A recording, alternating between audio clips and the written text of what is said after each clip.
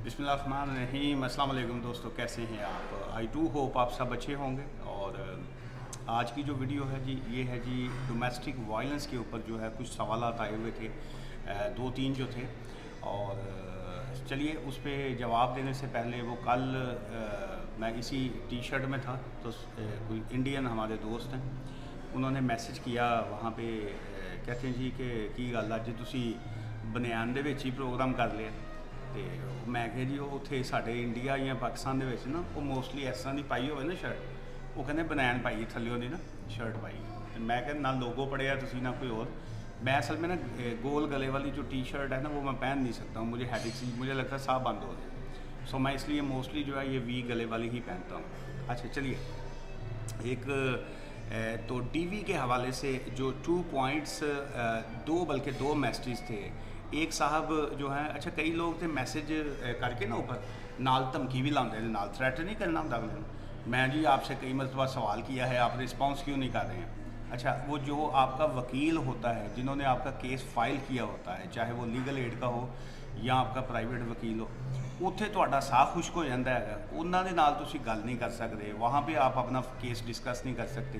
80-90% लोग जो हैं वो मुझसे जब रब्ता करते हैं वो कहते हैं जी हम अपने वकील से रब्ता करने की कोशिश करते हैं, ना साडा वकील फ़ोन चुकता है, ना वो फ़ोन पे रिप्लाई देते हैं, ना वो स्टाफ वाले उनके हमें मिलने देते हैं। साड़ी फ़ीस भी बहुत ज़्यादा लग गई है, पैसे भी बहुत ज़्यादा उन्होंने ले लिए हैं और कोई रिस्पॉन्स नहीं आ रहा है।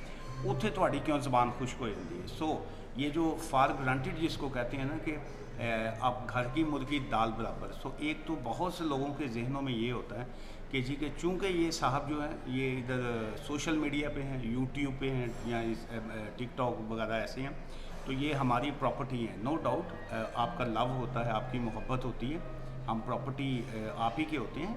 लेकिन बहुत सी चीज़ें जो होती हैं ना वो या तो जैसे मेरी कोई प्राइवेट वीडियो है लेट से, उसमें मैं अपने वैसे बातें कर रहा हूँ जो लॉ से हट गए हैं, वहाँ पे अगर आप फॉर ग्रांटेड भी लेंगे या उसमें कोई चीज़ ऐसी लिखेंगे, कोई सवाल करेंगे, आप ये हैं वो हैं फ़लाना, तो मैं मुझसे पूछेंगे कोई चीज़ तो मैं आपका उसका अपने दिल की बात जो है उस पर मैं भी कर सकता हूँ, आप भी कर सकते हैं।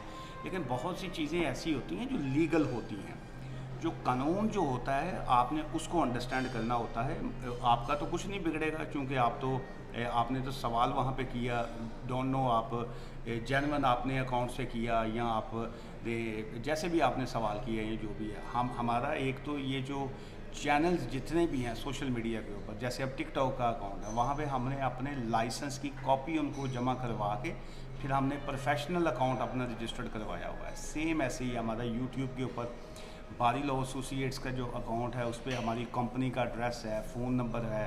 फिर वो जो एजेंसीज़ होती हैं, अदारे होते हैं, वो हमारी वीडियोस को बाकायदा वॉच करते हैं, बाकायदा वो देखते हैं कि जी ये क्या कोई ऐसी इन्होंने वीडियो में कोई बात तो नहीं की जो गवर्नमेंट के ख़िलाफ़ हो, कोई स्टेट के ख़िलाफ़ हो, कोई हमारी पॉलिसीज़ के पे क्रिटिसाइज़ तो ये कर सकते हैं, लेकिन कोई ऐसी बात तो नहीं की जिससे हालात बिगड़ने का डर हो या कोई ऐसी चीज़ लोगों को इंतशार तो नहीं ये फैला रहे। सो इसलिए एक तो ये जहन में रखा करें। सेकंड ये है कि ये जो कुछ सवालात हैं, जैसे अब ये सवाल जिसकी तरफ मैं आ रहा हूँ जो आपने पूछा था, वहाँ पे आपने कहा कि जी कि मैंने डोमेस्टिक वायलेंस का केस फाइल किया था 2 मंथ्स या कुछ टाइम के बाद जो है उन्होंने एडिशनल डॉक्यूमेंट्स जो हैं वो मांगे हैं, नंबर 1। सेकंड ये है कि उन्होंने कोई बैंक स्टेटमेंट वगैरह मांगी है और जो है कुछ और भी चीज़ें इस तरह आपने लिखी हैं। तो अब वो क्या करेंगे, की करेंगे, इसका मैं क्या जवाब दे सकता हूँ आपको? ना मुझे आपके डोमेस्टिक वायलेंस केस का पता, ना मैंने आपकी फ़ाइल देखी, ना मैं आपका उस केस में वकील, तो अब उसके ऊपर प्रेडिक्शन मैं कैसे कर सकता हूँ? ठीक है जी, उसकी मैं प्रोडिक्शन ये कर दूं कि जी उन्होंने जो चीज़ें मांगी हैं वो मुझे लगता है आपको स्टे देंगे, ठीक है, और उसके बाद अभी ये 2 महीने बाद आपकी रिफ्यूज़ल आ जानी है, तो ना मैंने फ़ीस ली, ना मैंने कुछ और किया, ना मैंने आपकी फ़ाइल देखी। वो एक दिन एक मोहतरमा की कॉल आई, वो वैसे तो वो क्लाइंट ही थे, उनकी जो फैमिली मेम्बर हैं वो हमारे क्लाइंट हैं। अब वो भी जो है एक्स्ट्रा नहीं होता कि चूँकि अपनी ज़बान वाला बंदा है, अपना है, तो हम जब चाहें कॉल कर लें, जब चाहें फ़ोन कर लें, जब चाहे जो मर्ज़ी पूछ लें। ये अगले का जो है वो फ़र्ज़ बन गया है, ड्यूटी बन गई है कि जी तू जवाब लाजमी देना है। अच्छा नहीं देंगे जवाब तो हम नेगेटिव कंपेन चलाएंगे आपके खिलाफ। सो ये एक ट्रेडिशन बन गई हुई है हम लोगों की जो है। इसीलिए ये जो हमारी नेशन है, हम लोग पीछे इसीलिए कि गोरे जो हैं या फर्म्स वाले जो हैं वो ऐसा बिल्कुल नहीं करते। वो बिल्कुल ना शर्म करते हैं, ना वो हया करते हैं, वो बिज़नेस करते हैं। वो आपसे फ़ीस लेते हैं और जब उन्होंने आपको कोई चीज़ बतानी होती है तो वो आपसे रब्ता करके आपको इन्फॉर्म करते हैं। अदरवाइज़ होता ये है कि जब आपने उनको कॉल करनी होती है, आप उनके रिसेप्शन पे जब कॉल करते हैं, वो आपसे कहते हैं जी आप अपॉइंटमेंट बनाएं। वो आपसे हर अपॉइंटमेंट की फ़ीस चार्ज करते हैं। सो इसलिए जो अगर अपने लोग जो हैं अगर आपके साथ कोऑपरेट करते हैं, सो आपको भी कोऑपरेट करना चाहिए साथ। सो एनीवेज़ वो जब लेडी की मोहतरमा की कॉल आई, उन्होंने कहा जी वो फ़लाँ मेरा ऐसे केस है, मैंने ख़ुद से ही फ़ाइल किया है, अब उसमें मैं क्या करूँ, मैं फ़लाँ करूँ। अब जब मैंने उनको लीगल एडवाइस की तरफ लेके आया तो खैर वो उन्होंने माइंड करना शुरू कर दिया कि जी आप ऐसे, तो ये वो सारा। बाद उसके बाद 10 मिनट बाद उन्होंने मैसेज करके सॉरी भी की कि नहीं मेरा मकसद ये नहीं था, लेकिन साथ साथ फिर कह रही है जी कि आप भी रूड हो गए थे। सो भाई ना मैंने आपका, मैं वकील होता हूँ कई केसों में, ना मेरी कोई जिम्मेदारी होती है। सो मैं इसलिए एवं तुसी बैठे बैठे मैंने कॉल मिला देते हैं, बार बार 4 5 6 कॉलें मिस कॉलें, फिर इस urgent can you please apply this and that. तो फिर ये ऐसे लोगों का मैं क्या कर सकता हूँ।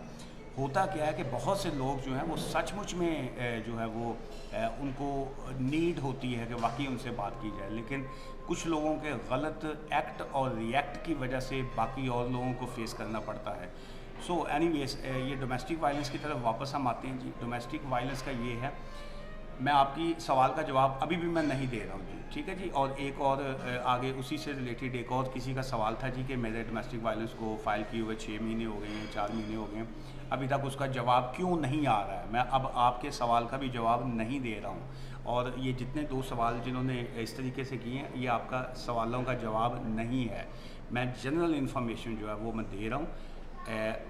जनरल कहते हैं आम information. So is nothing to do with your case. जो है आपका केस में क्यों डॉक्यूमेंट्स उन्होंने मांगे, क्यों उन्होंने बैंक स्टेटमेंट मांगी, आई रियली डोंट नो। सो मैं अब आपको जनरल एक बात कर रहा हूँ। जनरल बात ये है कि जब कोई शख्स जो है डोमेस्टिक वायलेंस का केस फाइल करता है, सो उसके लिए जो लाजमी है, जो उसकी फ़ीस है, उसकी वजह यह है कि अगर आपका डोमेस्टिक वायलेंस केस अप्रूव होना हो या हो जाता है तो आपको ILR जो है वो मिलता है, इंडेफिनिट लीव टू रिमेन जो है वो मिलती है। लेकिन क्या डोमेस्टिक वायलेंस केस की फ़ीस होती है या नहीं होती? बिल्कुल होती है जी। उसकी फ़ीस है सो फार 2404 पाउंड जो है वो फ़ीस है जी ये डोमेस्टिक वायलेंस केस की। इसी तरह एक दिन किसी ने ऐसी खामखा मेरी पता नहीं मैसेज किए हैं क्या किया कि जी आप ऐसे ही कह रहे हैं जी डोमेस्टिक वायलेंस की तो कोई फ़ीस ही नहीं होती जी, वो तो होता ही फ्री है। मैं कहूँ थोड़े नाल बहस करने वाला बंदा ही बेवकूफ़ है।